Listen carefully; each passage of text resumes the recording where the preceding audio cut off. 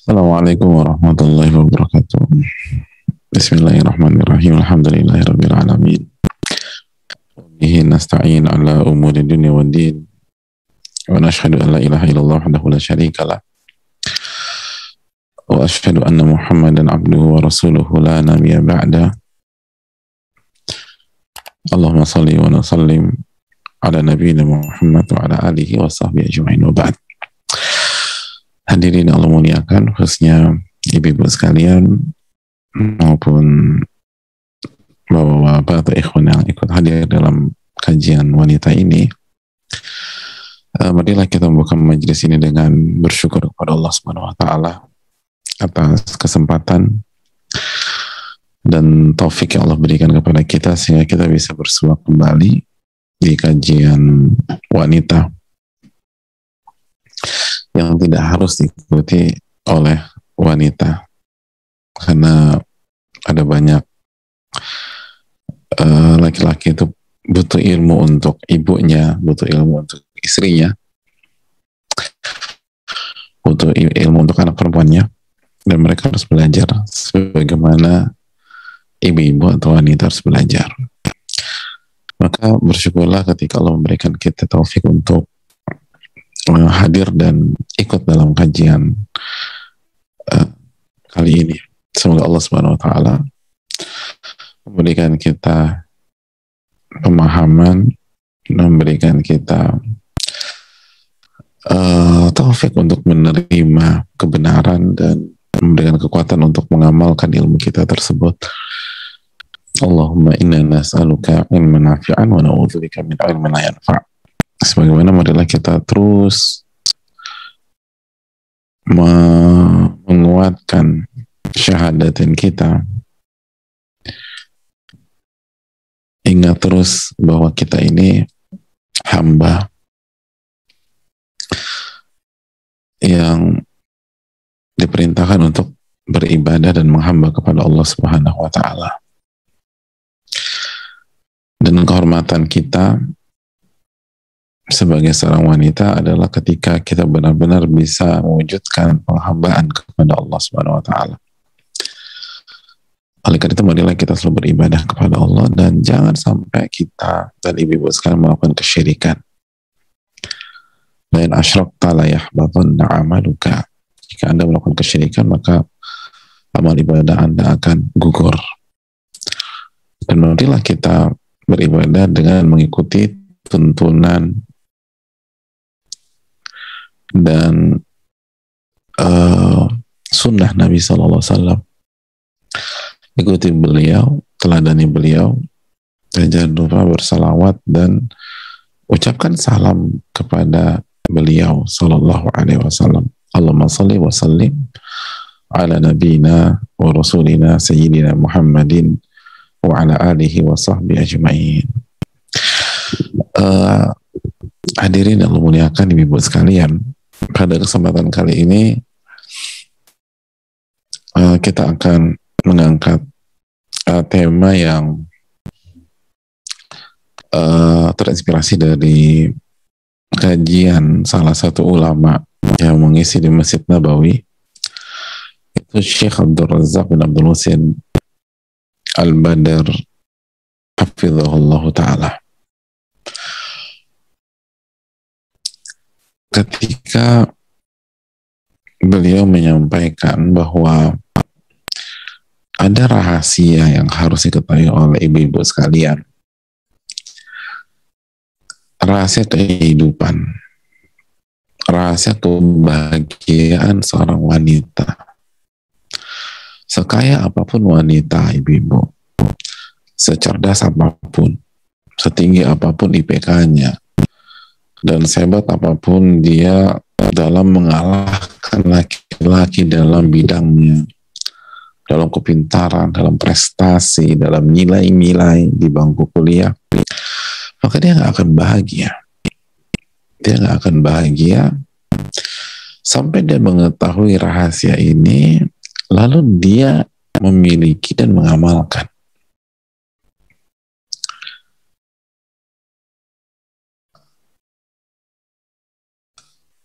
Karena banyak orang berpikir bahwa kesuksesan dirinya atau diri kita sebagai wanita dan kemerdekaan hidupnya itu pada saat dia mengalahkan laki-laki.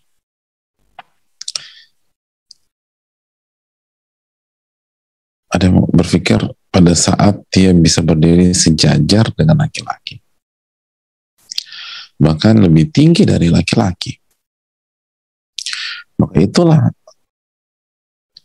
spirit yang dibangun di dalam kehidupannya, dan sampai ia mengakhiri hidupnya. Apakah dia bahagia? Enggak. Karena dia tidak tahu rahasia yang Allah Subhanahu wa Ta'ala firmankan dan Nabi SAW sabdakan tentang wanita. Oleh karena itu kita harus tahu nih, apa sih rahasia kehidupan? Gimana sih biar kita bisa berhasil dan sukses sebagai wanita? Apalagi kondisi sekarang tuh nggak mudah bagi ibu sekalian atau bagi wanita. Maka dia harus tahu rahasia dan jangan sampai dia hidup tanpa arah yang jelas. Hadirin Allah muliakan, ulama kita menjelaskan bahwa rahasia kebahagiaan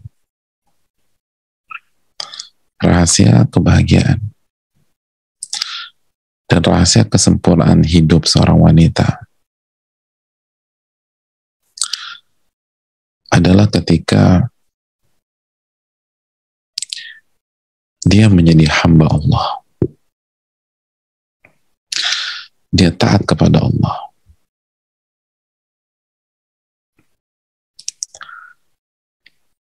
Dan ia taat kepada suaminya. Dan menjadi istri yang salehah bagi suaminya. Jika dua hal ini dimiliki, maka dia akan mendapatkan kebahagiaan sejati dalam kehidupannya.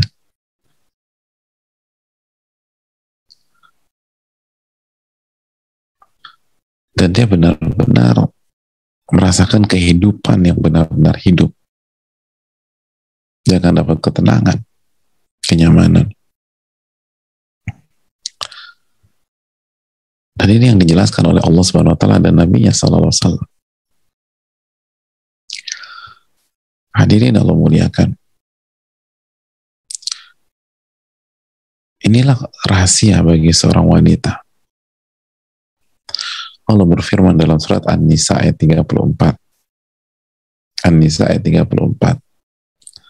Allah menyatakan fas-salihatu qanitatun hafizatun lil ghaibi bima hafizallah. Dan wanita yang solehah, qanitatun hafizatun lil ghaibi bima hafizallah.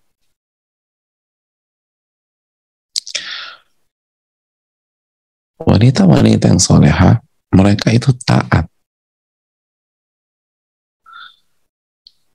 Kata Abdullah bin Abbas, taat kepada suami dan menjaga hak suaminya ketika suaminya nggak ada. Dia jaga dirinya, dia jaga kehormatannya, dia jaga hartanya ketika suaminya nggak ada atau dia sedang tidak berada bersama suaminya.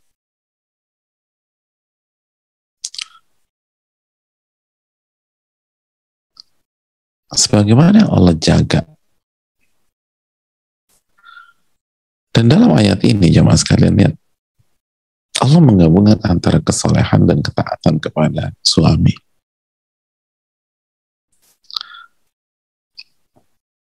Allah mengaitkan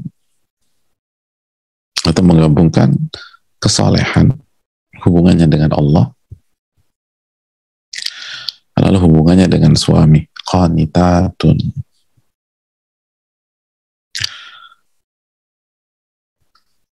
Ini rahasia. Fasalihat, kesolehat, hablu minallah. Lalu qanitatun, taat sama suami.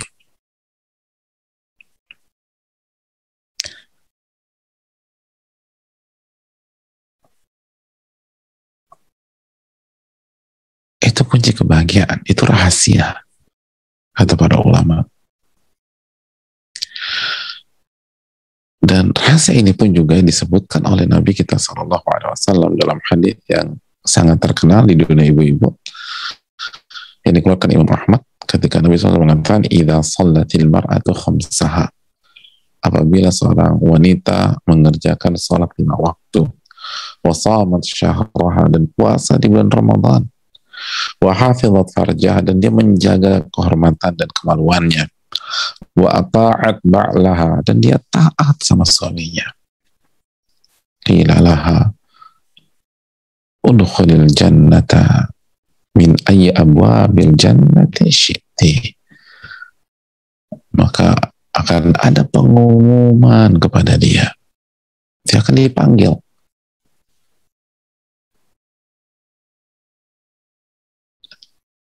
dan dikatakan masuklah ke dalam surga dari pintu surga yang kamu inginkan. Allahu Akbar. Masuklah ke dalam surga dari pintu surga yang kamu sukai.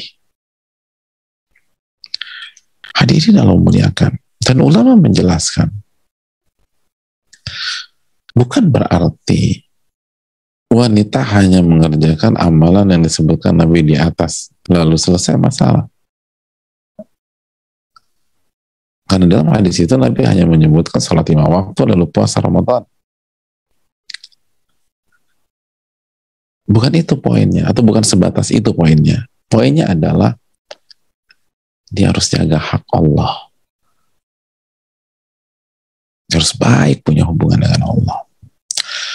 Yang hak Allah itu diwakilkan dalam hadis ini dengan sholat 5 waktu dan puasa Ramadan.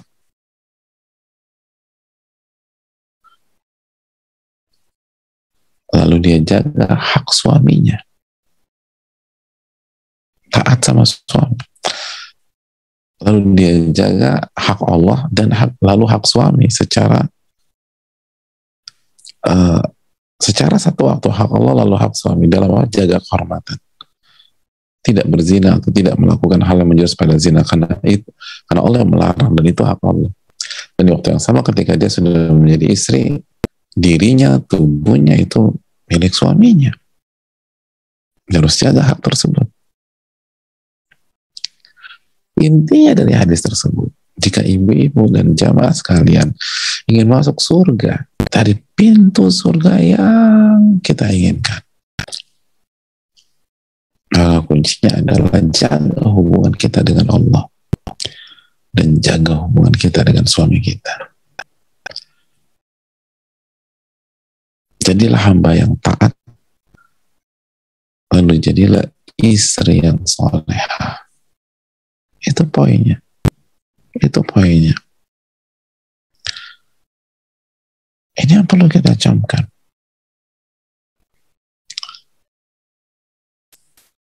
Karena Allah dan Rasul tekankan itu, ya maaf.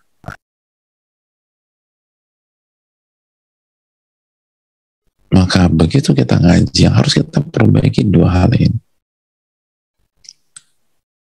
Jaga hak Allah dan jaga hak suami. Audit diri kita. Kalau kita ingin masuk surga, kalau kita ingin bahagia, ini rahasia, ini kunci. Mau dilawan kayak apa, nggak bisa. Secerdas apapun kita, nggak akan bahagia. Demi Allah nggak akan bahagia.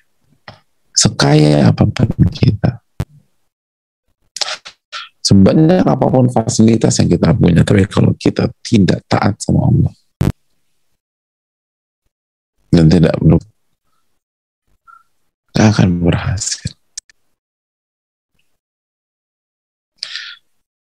Ini yang perlu kita camkan.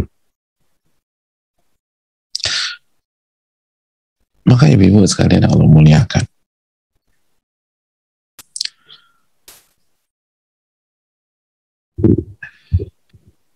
pegang 2 hal ini.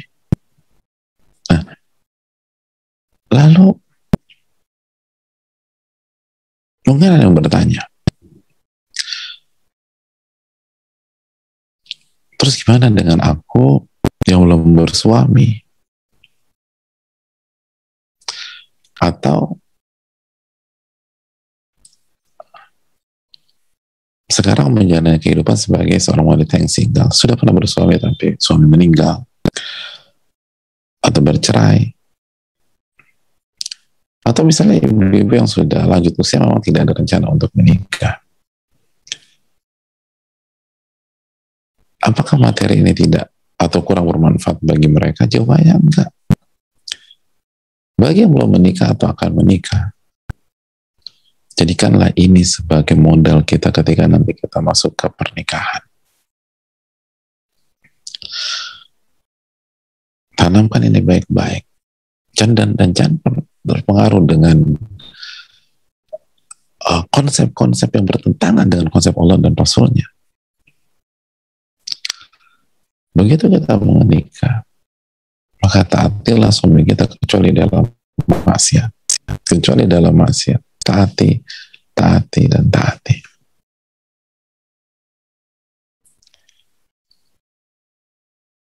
Dan justru kita bersyukur. Kita tahu rahasia ini sebelum kita melakukan. Sesuai dengan ucapan Imam Bukhari, al-ilmu qabla al-qawli wal-amal, ilmu dulu sebelum berbicara dan beramal. Sebelum kita menjalani kehidupan rumah tangga, kita tahu ternyata suami itu harus prioritas ya setelah Allah ya. Dan ketika kita lihat di lapangan, kita jadi tambah bersyukur lagi karena banyak wanita yang tidak bahagia dan gagal karena tidak tahu rahasia ini atau terlambat mengetahui rahasia ini. Rumah tangganya keburu berantakan duluan. Hatinya keburu hancur duluan. Alhamdulillah, aku tahu sebelum aku menikah ya. Aku bersyukur sama Allah Subhanahu wa Ta'ala. Lalu mungkin timbul, lalu bagaimana dengan aku nih Pak Ustadz? Suamiku udah meninggal. Dulu aku nggak tahu kayak begini, aku ngejawab, aku ngelawan, aku suara tinggi, atau rumah tanggaku sudah berakhir Ustadz. Dan benar apa yang dikatakan ulama, ketidaktahuanku tentang rahasia ini buat hidupku berantakan. Kehidupan rumah tanggaku dan keluargaku ibarat neraka dunia. Terus gimana? Jangan berkecil hati. Untuk kasus ini, bersyukurlah kita tahu rahasia itu sekarang. Sehingga kita bisa bertobat kepada Allah. Kita bisa evaluasi. Dan ini dijadikan bekal untuk kesempatan kedua yang insya Allah berikan kepada kita. Jika Allah berikan. Atau kesempatan ketiga yang Allah berikan kepada kita. Misal dua pertanyaan kita berantakan kemarin. Ya udah, semoga Allah kasih kesempatan ketiga. Perbaiki diri. Pegang dua rahasia atau rahasia ini.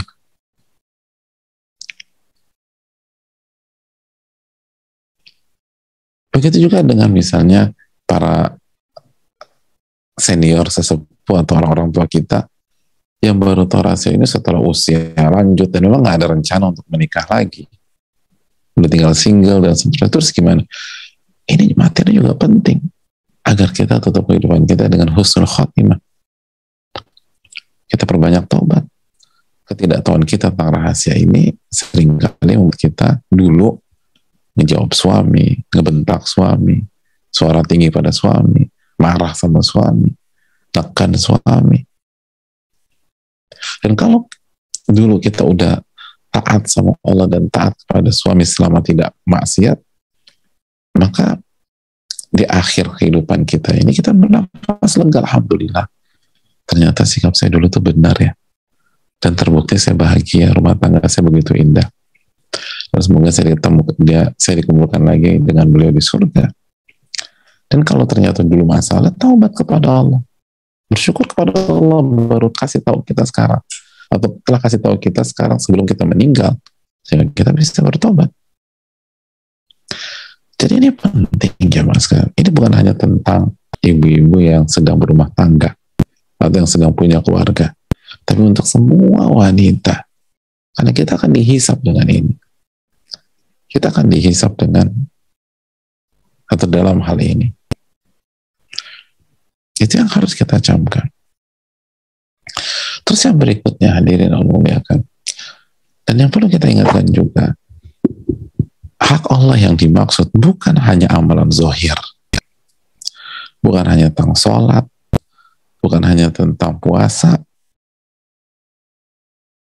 tapi seperti yang Allah firmankan, inna sholati wa nusuki wa mahyaya wa mamati lillahi rabbil alamin.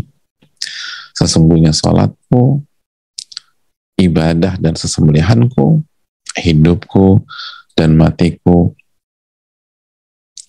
semuanya aku persembahkan untuk Allah Rabbul Alamin. Surat Al-An'am ayat 162. Ini mencakup amalan-amalan zahir seperti sholat, dan juga amalan-amalan batin seperti amalan hati. Ada banyak ibu-ibu merasa sudah sholat, sudah puasa, tapi tetap tertekan dengan kehidupannya. Dan merasa tersiksa dengan rumah tangganya. Lalu suaminya disalahin. Nggak romantis lah, pelit lah. Lalu nggak bisa jadi imam lah, dan seterusnya. Padahal masalahnya bukan pada suaminya. Allah katakan, wa ma asabakum min musibatin fa bima kasabat aydikum. Apapun yang menimpa kalian itu karena kesalahan kalian sendiri. Wa ya'fu an katsir, dan Allah telah ampuni banyak sekali dosa kalian tersebut. Surat Asy-Syura ayat 30. Betul, mungkin suami kita bukan pemimpin yang baik, tapi yang membuat kita merana dan meradang bukan dia. Yang membuat kita merana dan meradang adalah karena kita kurang ikhlas dalam menjalani hidup itu. Betul. Suami kita nih kerjanya main game terus, Masya Allah. Itu kan nggak benar, Pak Ustadz. Iya, nggak benar. Ya bukan itu penyebab kita nggak bahagia. Kita nggak bahagia itu karena kita kurang beribadah kepada Allah. Kita kurang berzikir. Ala bidzikrillahi tatmainnul qulub. Ketahuilah, dengan berzikir kepada hati jadi tenang. Hati jadi tenang. Kita nggak membenarkan suami kita main game terus. Tapi bukan itu penyebab kita merana dan tidak bahagia. Bukan itu yang menyebabkan kita marah-marah dan kesal. Kita marah-marah dan kesal itu karena kurang zikir, sehingga terpancing sama syaitan, laknatullah alaih. Makanya kan obat marah-marah itu zikir. Kata Nabi, a'udzubillahi minasyaitan. Aku berlindung kepada Allah dari godaan syaitan. Obatnya bukan membungkam suami, marah-marah sama suami atau sama anak. Itu jamaah. Kan begitu, hadirin. Jadi ketidakbahagiaan kita itu karena kegagalan kita jadi seorang hamba. Kurangnya kita berzikir kepada Allah. Lalainya kita dalam sholat. Masih jauhnya kita dari Allah Tabaraka wa Ta'ala. Yang bikin kita emosi itu bukan anak-anak, ibu-ibu. Bukan suami. Bukan orang tua. Bukan. Tapi coba nih, salah satunya mungkin jauhnya kita dari Al-Quran. Jauhnya kita dari Al-Quran. Bukankah Allah mengatakan, wa nunazzilu minal Quran ma huwa shifa'. wa rahmatun lil mu'minin. Dan kami turunkan dari Al-Quranul Karim ayat-ayat yang berfungsi sebagai obat dan kasih sayang bagi orang-orang beriman. Kasih sayang. Al-Isra ayat 82. Al-Isra ayat 82. Jadi ketika kita merasa suamiku nih gak peka, gak romantis, anak-anak juga ngebantah aja kerjaannya, lalu kita marah-marah, gak ada perhatian anak-anak ini. Oh, bukan. Betul, mereka salah. Kita gak membenarkan kesalahan. Tapi ketika kita merasa kurang kasih sayang, itu bukan karena itu. Karena kita kurang dekat sama Al-Quran. Kalau la qadarullah ada wanita punya tipikal suami seperti itu, anak-anak demikian, tapi dia dekat sama Al-Quran, maka rahmat dan kasih sayang tidak akan kurang dalam dirinya. Kan Allah mengatakan wa nunazzilu minal Qur'an ma huwa shifa wa rahmatun lil mu'minin. Dan kami turunkan dari Al-Quran ayat-ayat yang berperan sebagai obat penyembuh dan rahmat kasih sayang bagi orang-orang yang beriman. Itu hadirin Allah muliakan. Jadi ini bukan hanya tentang sholat atau tentang puasa.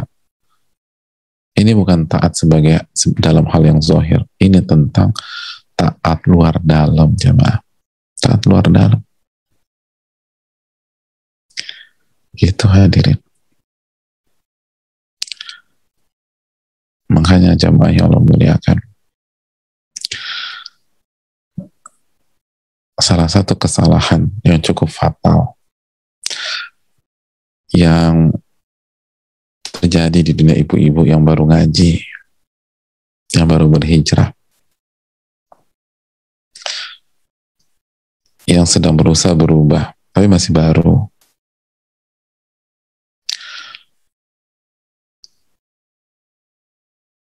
Adalah cepatnya menyimpulkan bahwa penyebab masalah dia adalah orang-orang terdekatnya, khususnya suami atau orang tua kalau belum punya suami atau tidak punya suami saat ini, atau keluarga. Enggak. Makanya salah satu yang disayangkan, banyak ibu-ibu atau wanita yang terburu-buru minta khulu atau bercerai dengan suaminya dengan alasan bahwa suaminya nggak seperti Rasulullah SAW. Suaminya nggak bisa mimpin saya. Ilmu agama suami saya jauh di bawah saya. Hadirin Allah muliakan. Betul, dalam beberapa kasus bisa jadi yang direkomendasikan ke wanita atau ke istri tersebut bercerai jika ada masalah serius yang nggak bisa diselamatkan dalam diri suaminya. Tapi banyak kasus juga prematur, jemaah.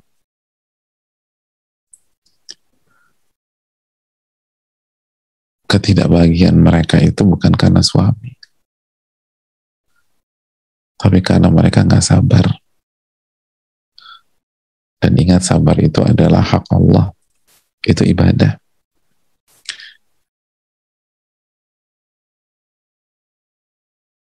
Betul, misalnya suaminya belum bisa jadi pemimpin dan belum mengaji, tapi ketidaknyamanannya bisa jadi bukan karena itu, tapi karena sombong.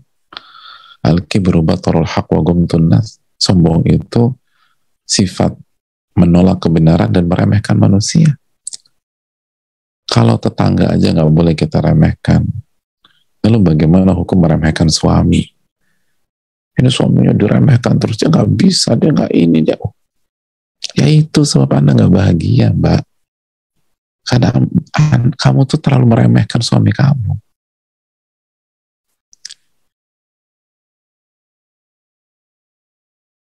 Makanya ada banyak kasus demikian.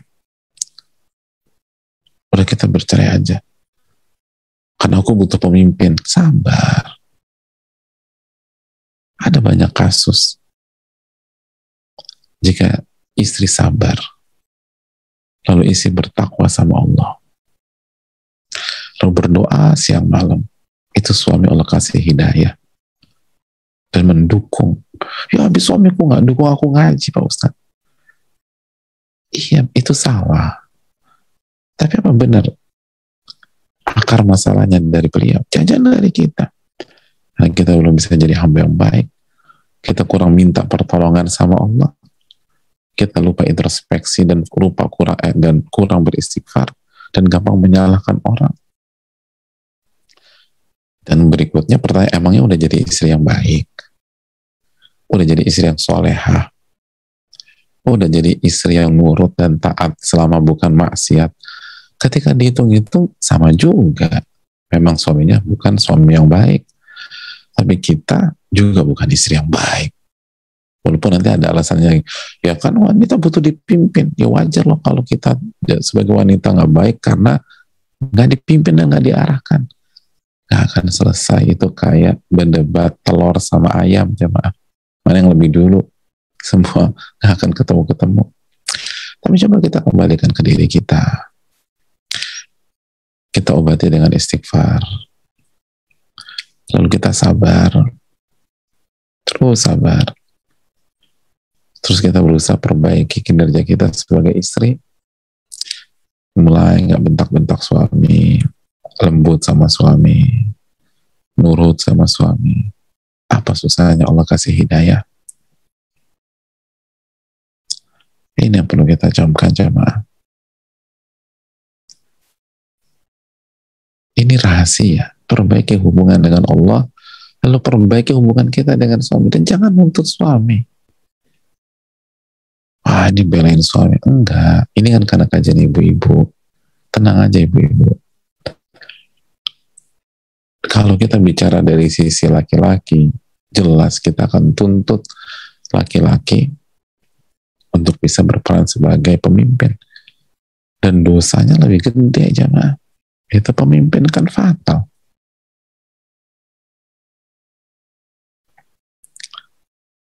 Tapi poinnya adalah,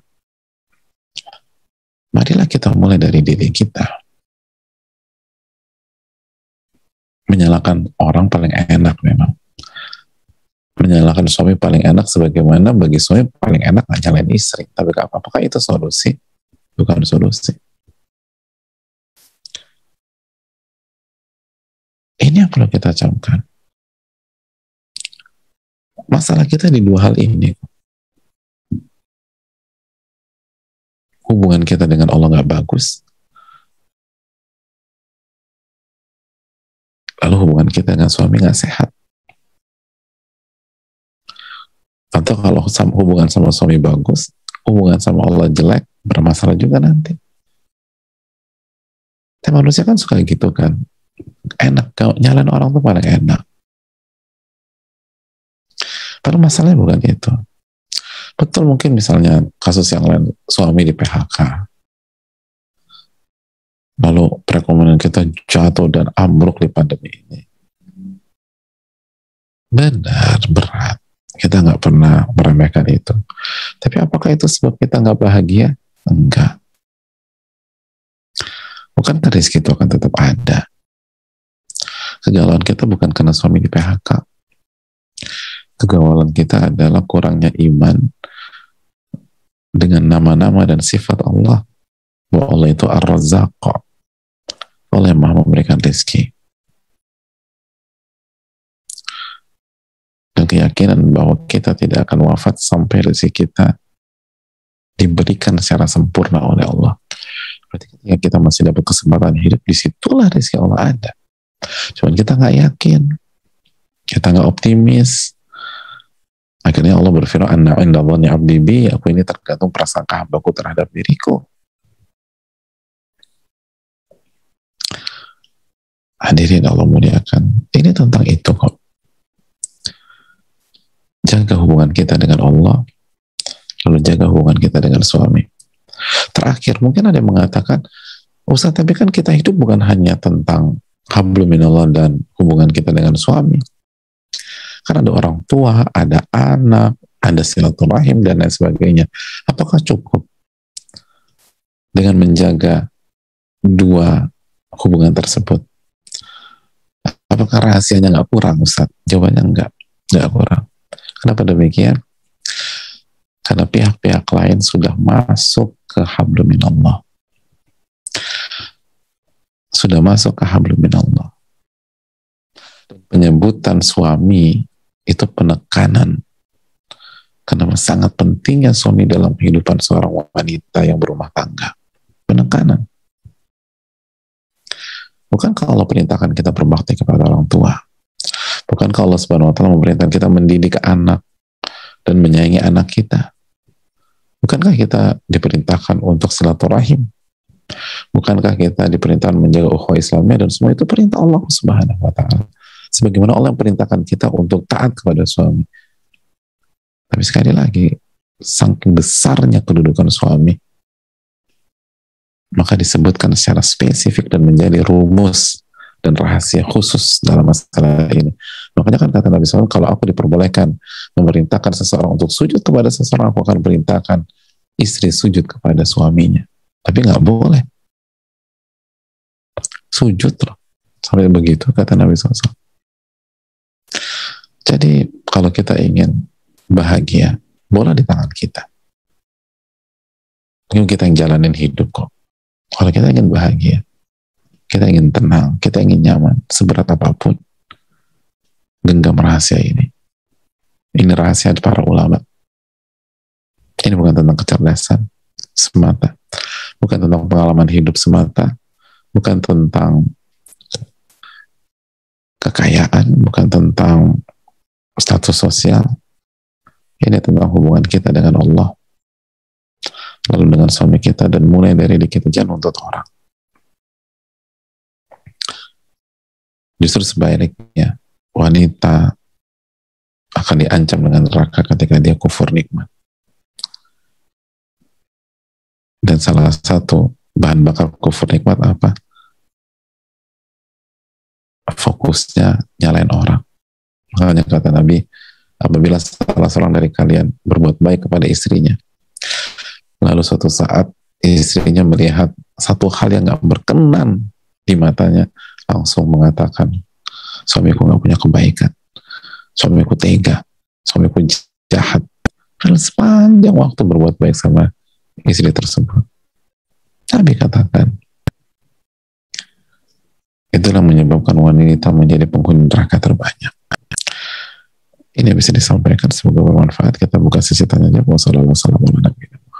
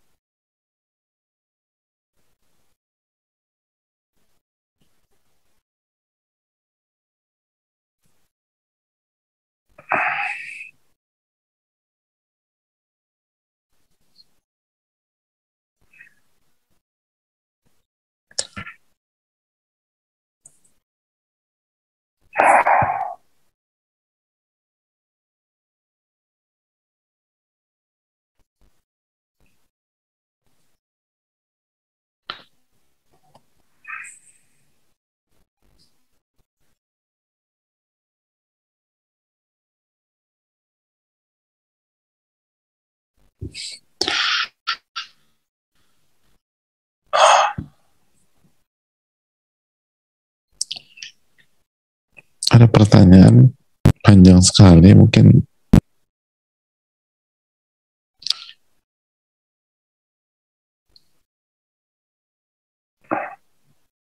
bisa dikonsultasikan secara khusus ya.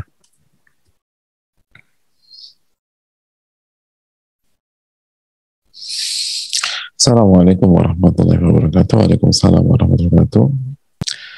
Semoga Ustadz, keluarga, dan seluruh umat muslim selalu dalam taufik dan rahmat Allah Subhanahu wa taala. Amin.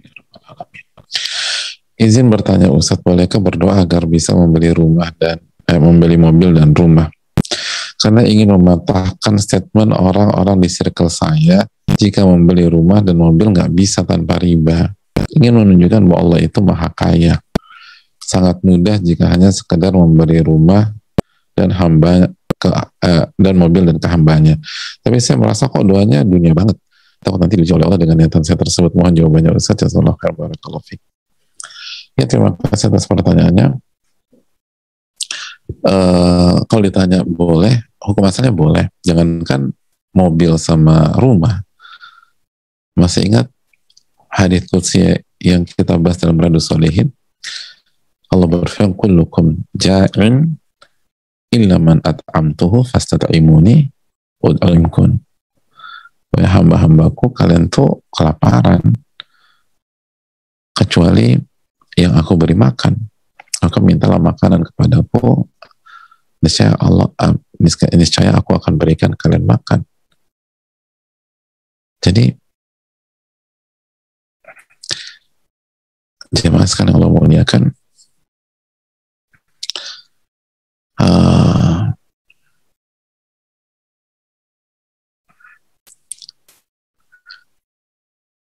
sudahkah kita minta makanan hari ini kepada Allah Subhanahu wa taala? Dan Allah katakan kullukum atin, dan semua kalian itu telanjang kecuali yang aku berikan pakaian. Mintalah pakaian kepada diriku, niscaya aku akan kasih kalian pakaian.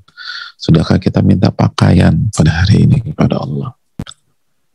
Maka mintalah segala sesuatu kepada Allah. Bahkan para ulama dulu tuh minta garam sama Allah. Garam habis, doa sama Allah. Tali sendal atau sepatu putus, minta sama Allah.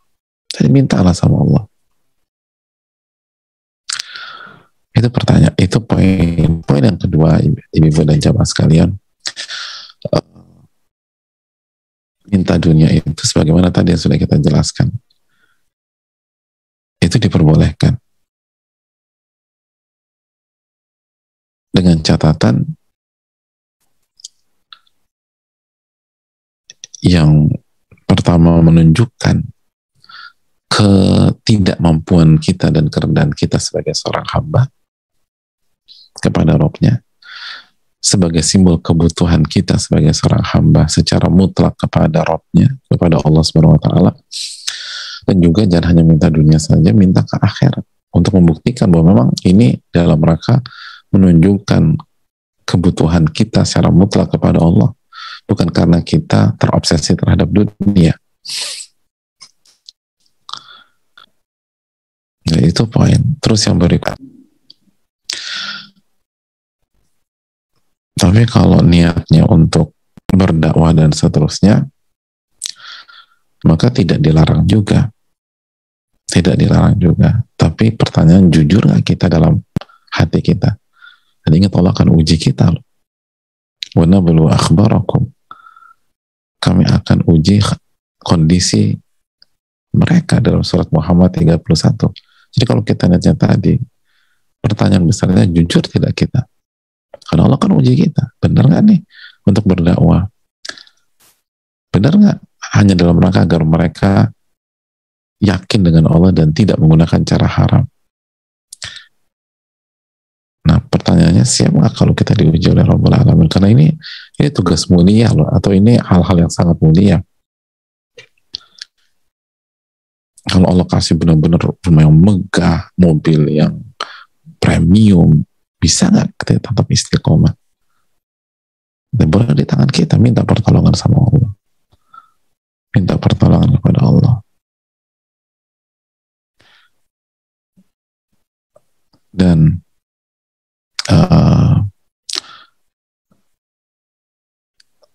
yang terakhir, wa khairul hadi hadi Muhammadin sallallahu alaihi wasallam. Sebaik-baik petunjuk adalah petunjuk Rasul sallallahu alaihi wasallam.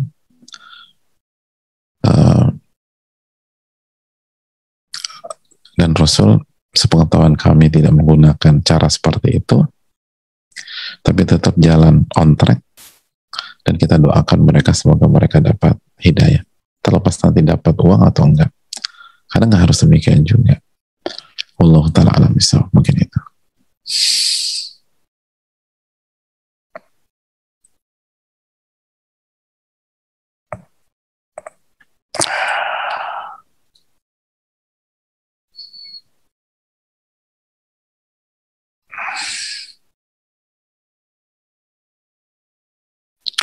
Assalamualaikum warahmatullahi. Bagaimana cara menghadapi suami yang terlalu asik main game sampai larut malam sambil kaya teleponan sama teman perempuannya dan susah diajak sholat? Terima kasih Ustadz. Terima kasih jazakallahu khairan.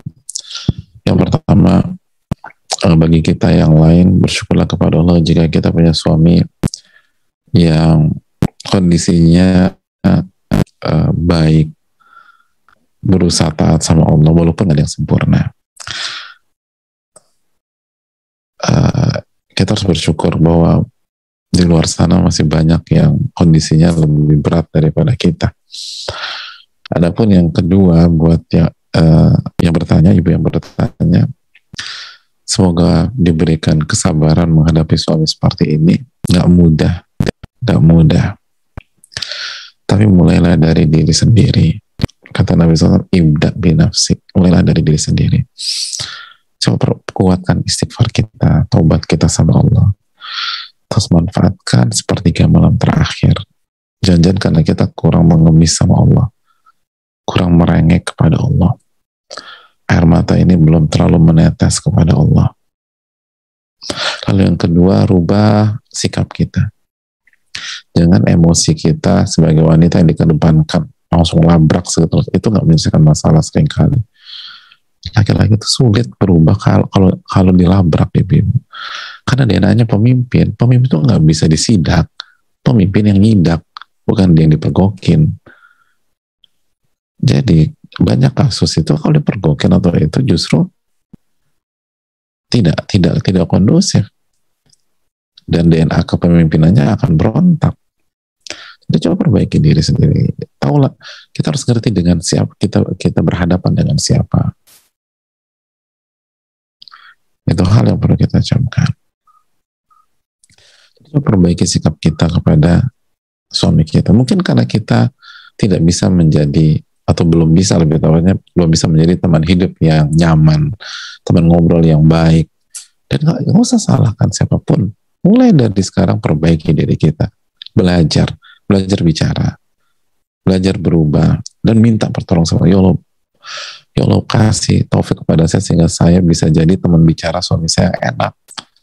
Minta pertolongan sama Allah dan mulai pelan, terus ditambah dengan banyak istighfar, banyak bertaubat. Insya Allah, Allah akan rubah semuanya biidznillah ta'ala. Allah ta'ala bismillah.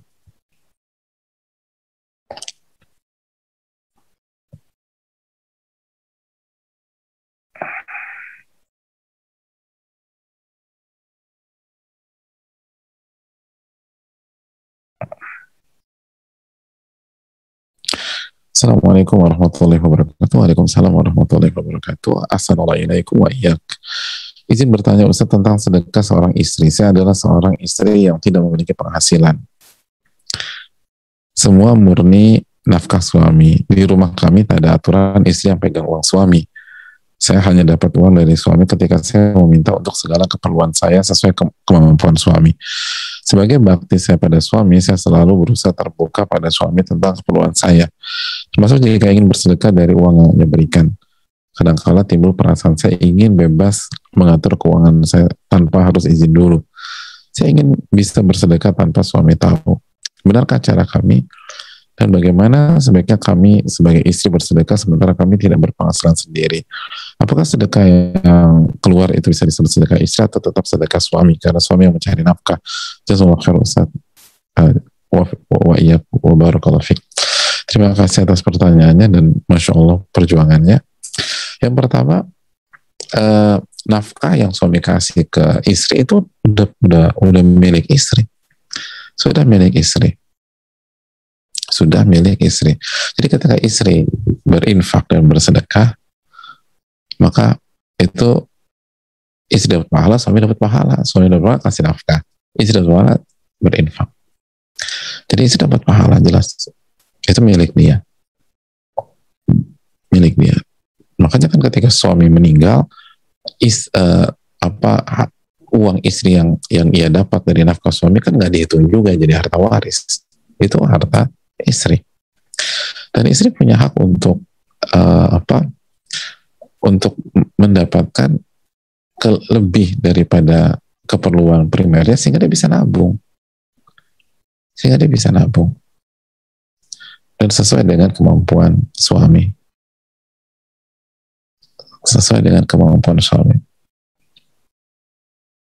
itu hal yang perlu kita camkan. Terus juga hadirin Allah muliakan,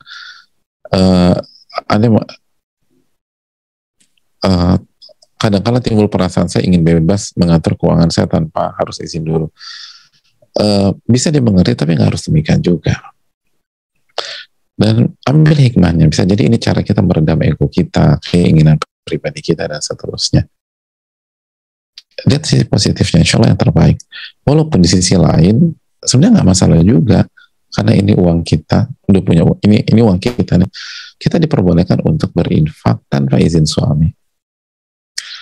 Atau kalau mau lebih ini lagi, lebih komunikatif lagi, dari awal aja bilang bahwa mohon izin saya berinfak atau bersedekah secara spontanitas jika momen itu ada gitu loh, tanpa harus kasih tahu kamu dulu, kamu ridho nggak? Itu kalau mau pakai bahasa komunikasi yang bagus ya. Tapi kalau nggak kasih tahu asal itu uang kita, boleh. Dalilnya adalah ketika para sahabat dikumpulkan oleh Nabi SAW. Nabi SAW mengatakan, wahai para wanita, tasaddaqna, wahai wanita berinfaklah dan bersedekahlah. Dan secara spontanitas wanita yang hadir atau sahabat yang hadir di saat itu langsung menginfakkan atau mensedekahkan apa yang dia punya dan apa yang dia bawa pada saat itu. Jadi on the spot langsung dikasih. Dan tidak diriwayatkan mereka semua minta izin dulu ke suaminya. Apalagi nggak ada handphone kan, nggak WA dulu, gimana, harus pulang dulu kan. Itu langsung Nabi dengan para wanita. Dari sini menunjukkan bahwa bolehnya wanita menginfakkan hartanya bukan harta suaminya, hartanya sendiri tanpa izin suaminya. Allah Ta'ala bisa.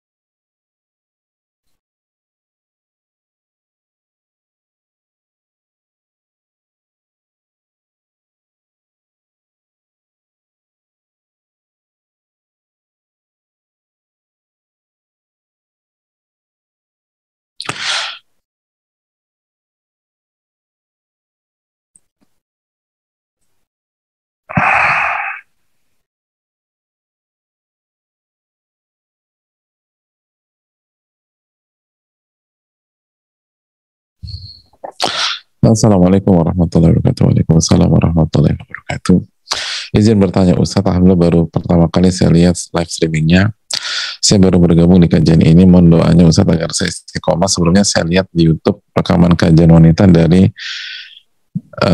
nomor 20 ke 25 dan saya dengarkan sambil beberes rumah dan menyetrika. Yang mau saya tanyakan, apakah seperti itu boleh atau tidak sesuai adab? Sedangkan ketika live seperti ini kadang anak saya ada aja tingkahnya, nah berantem, meminta sesuatu, mohon solusinya. Terima kasih, jazakallahu khairan. Dengan kondisi pandemi dan segala macam seperti ini, dan kita tahu tanggung jawab ibu-ibu luar biasa di rumah, maka fattakullah mastata'tum, bertakwalah kepada Allah semampu kalian. Dan ini juga jawaban dari Syekh Shalih Al-Utsaimin hafizahullah ta'ala ketika ditanya seperti pertanyaan seperti ini, gimana kalau kita ikut kajian online terus kita nggak bisa benar-benar duduk manis dan seterusnya, dan beliau katakan fattakullah mastata'tum, secara umum demikian, bertakwalah kepada Allah semampu kalian. Kalau kita bisa fokus dan benar-benar duduk manis, beradab dan sebagainya, itu yang paling afdal. Fabiha wa ni'am, itu yang paling afdal dan pahalanya paling besar. Tapi kalau kita tidak seperti itu, bukan karena tidak mau, bukan karena lalai, tapi nggak bisa. Dan opsinya hanya dua, mau ngikutin semampunya atau nggak ikutan sama sekali. Maka ma la yudraku kullu la yudraku jullu. Apa yang tidak bisa dikerjakan 100% bukan berarti ditinggalkan 100%. Tapi lakukan apa yang kita mampu, itu poinnya. Jadi, dan ketika nanti ditanya kok kurang beradab, kita bisa jawab itu yang bisa, yang itu semampu saya, Allah. Saya baru bisa seperti itu. Karena gak mudah, gak semua kita bisa mengkondisikan diri. Yang punya anak 1 dengan yang punya anak 12 tuh beda kesibukannya di rumah, gitu loh. Yang punya anak yang udah pada SMA atau SMP dengan anak yang 3 tahun, 4 tahun yang lari ke sana, lari ke sini, loncat ke sana, loncat ke sini, itu beda. Bertakwalah perlu semampu kita. Allah Ta'ala.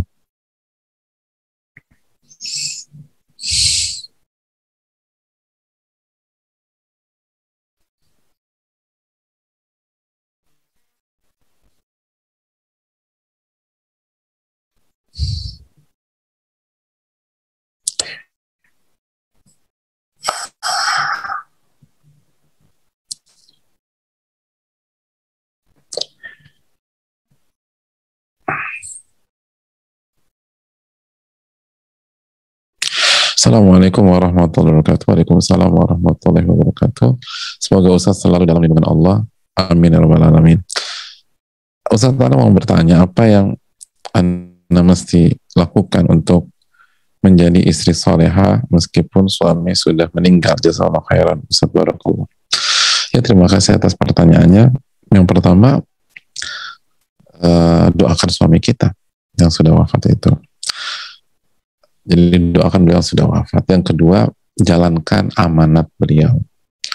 Ajaran yang beliau sampaikan, kebaikan yang beliau tanamkan, itu dijaga. Sehingga beliau dapat pahalanya terus pada saat beliau adalah dalam kubur. Jadi ketika beliau dulu kasih nasihat kita tuh harus kita harus soleha, ingat sama Allah, banyak doa. Beliau ingatkan kita harus banyak istighfar, terus perbanyak istighfar, dan seterusnya. Lalu perbanyak tobat, ingat-ingat kesalahan kita waktu jadi istri. Dan kan itu penyesalan kan kalau udah nggak ada kan orangnya, ya. Jadi mungkin dulu kita masih ego, masih ini, ada saat-saat seperti itu mungkin.